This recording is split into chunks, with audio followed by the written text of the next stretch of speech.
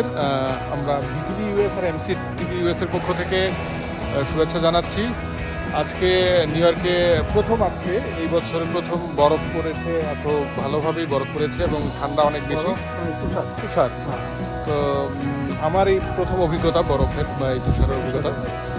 তো নিউ ইয়র্কে আজকে অনেক শীত, আমরা হাঁটতে হাঁটতে আসলে নিউ ইয়র্কের এই বরফ দেখবো। আমরা অনেক কম, যতটা না কম তার চেয়েও বেশি হলো ওই বাতাসের কারণে ফিলিংসটা অনুভূতি হচ্ছে 13.1 ফারেনহাইট, ফিলিং 13 ফারেনহাইট। আমরা আছি তো জামাইকার হ্যাঁ, একটা আবাসিক এলাকা, এটা হিল সাইড না, এটাকে হিল সাইডের পরে হাইল্যান্ডের পরে আমরা 167 স্ট্রিট। তো এখানে আমাদের স্টুডিওটা উল্লেখযোগ্য, আমরা এখান থেকে ঘর থেকে বেরিয়েছি এখন এই দেখার জন্য। তো শামীম যেহেতু আমাদের এখান আমেরিকাতে এসে খুব সদ্য আগত, মানে সেটা প্রথম অভিজ্ঞতা হিসেবে, তার প্রথম অভিজ্ঞতা, সেই জন্য তার কাছে যতটা এটা মানে রোমাঞ্চকর মনে হচ্ছে, আমাদের জন্য সেটা না। আমরা এরকম দীর্ঘদিন আপনি আছেন, তো আমরা এই আপনার কাছ থেকেই আসলে অভিজ্ঞতা জানবো যে আসলে শীতের টাইমটা আসলে কতদিন থাকে নিউ ইয়র্কে বা এই আমেরিকার এই এলাকাটাতে, তো আর এবং সেক্ষেত্রে জনজীবন কীরকম হয়। আর সেখানে তো অনেক মানে গাড়ি চলাচলের ক্ষেত্রে অনেক রেস্ট্রিকশন থাকে।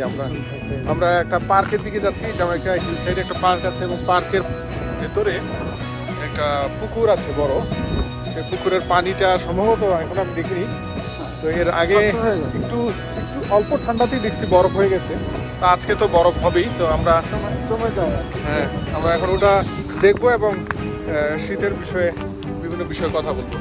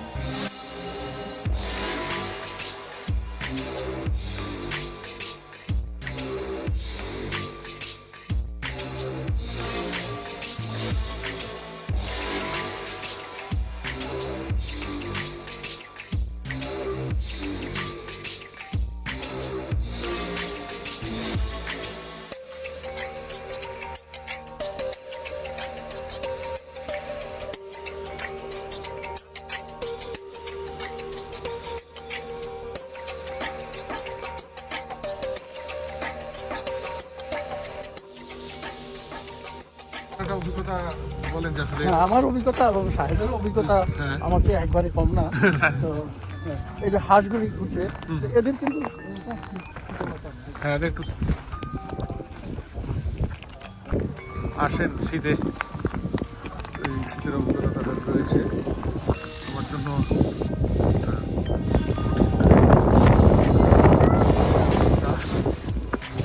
আসলে বোঝানোর উপায় নেই।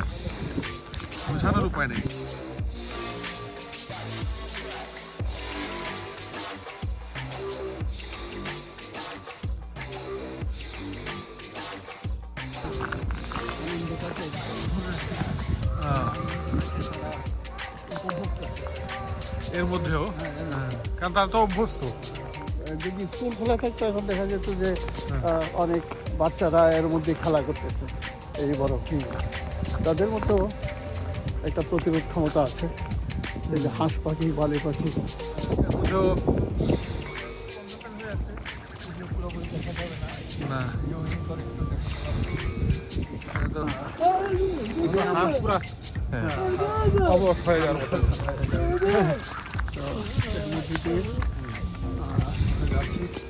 এই জায়গাটা একটু অনেকটা খারাপ।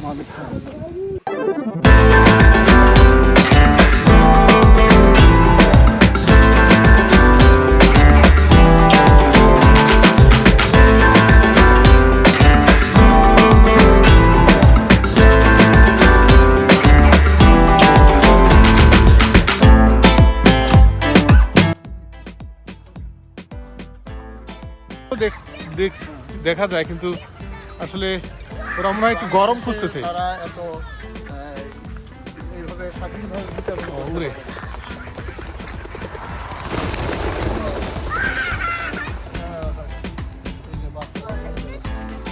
তাহলে আমরা এভাবে শীতের চুল, শীত এবং বরফ নিয়ে বিভিন্ন এলাকায় বরফ নিয়ে কিছু তথ্য আপনাদের জানাবো আজকে।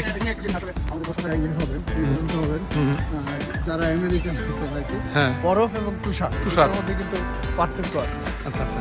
তুষারটা যখন হয় এটা একদম শুভ্র, খুব নরম হ্যাঁ। থাকে, পরে আস্তে আস্তে যখন তাপমাত্রা কমে যায় হুম, এবং এটা গলে শেষ হয় না, মেল্ট হয়ে যায় হ্যাঁ হ্যাঁ পরিপূর্ণ, তখন এটা কিন্তু খুবই শক্ত এবং এটা গাড়ির উপরে পড়ুক আর যেখানে পড়ুক হ্যাঁ, হ্যাঁ। সরানো খুব মুশকিল। আর বরফ যেটা সেটা হলো একদম বরফ, আইস আইস পরে উপর থেকে না? টুকরো, হ্যাঁ আইসের টুকরো যেরকম হ্যাঁ থাকে, এই যেমন আইস প্রিজার্ভ করে যেখানে হ্যাঁ, বা পানির মধ্যে আইস দিয়ে খায়, হুম হুম, সেই সেরকম আইস পরে। হ্যাঁ সেই রকম আইসই পড়ে। হ্যাঁ, এবং সেই সময় কিন্তু খালি মাথা কেন ছাতা মাথায় দিয়ে হাঁটা সম্ভব না।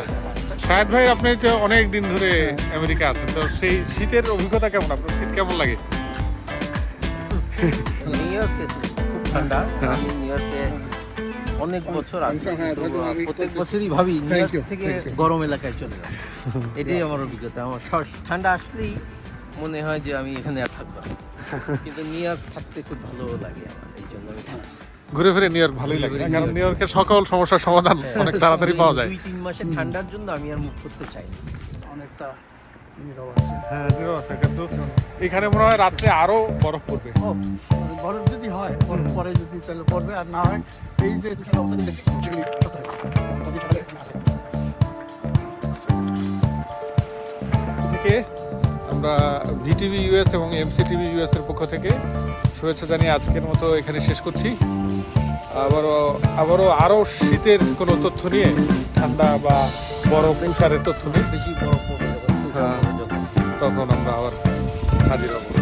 সে পর্যন্ত ভিটিভি ইউএস এমসিটিভি ইউএস এর সাথে থাকুন। ধন্যবাদ।